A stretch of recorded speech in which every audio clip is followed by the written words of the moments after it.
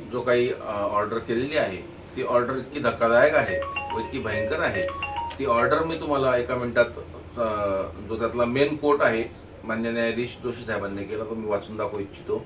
मराठीत सांगतो. ते ऑर्डर इंग्लिशमध्ये होती. आणि एखाद्या देशाचा विनाश करण्यासाठी अणुबॉम्बची गरज नसते.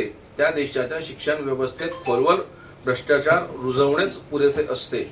हा पांढरपेशी गुन्हा आहे. यात खोलवर रुजलेले कारस्थान समाविष्ट आहे.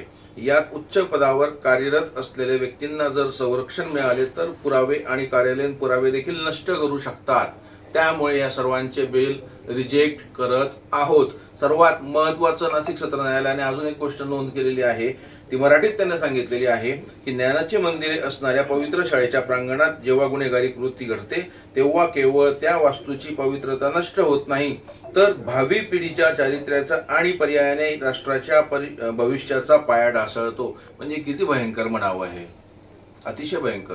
आता सर्वात महत्वाची गोष्ट म्हणजे मी या सगळ्या प्रकरणाला आजपर्यंत मुंबई उच्च न्यायालयात दाखल केलं होतं इंटरव्हेन्शन, परंतु त्या ठिकाणी मान्य उच्च न्यायालयाची सुद्धा धावपळ सुरू असल्यामुळे ते प्रकरण बोर्डावरती येत नाहीये.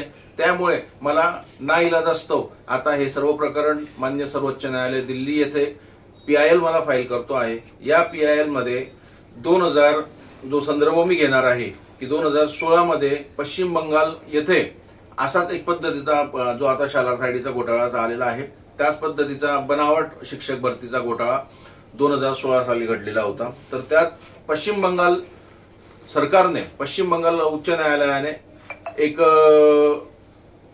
पिटिशन फाईल केलेलं होतं. तर त्याच्यामध्ये पिटिशन फाईल केल्यानंतर त्यामध्ये साधारणतः 25,753 शिक्षक होते की ज्यांना माननीय उच्च न्यायालयाने बडतर्फ केलेलं आहे. त्यांच्याकडून वेतनेतर लाभ कायमस्वरूपी काढून घेतलेले आहेत.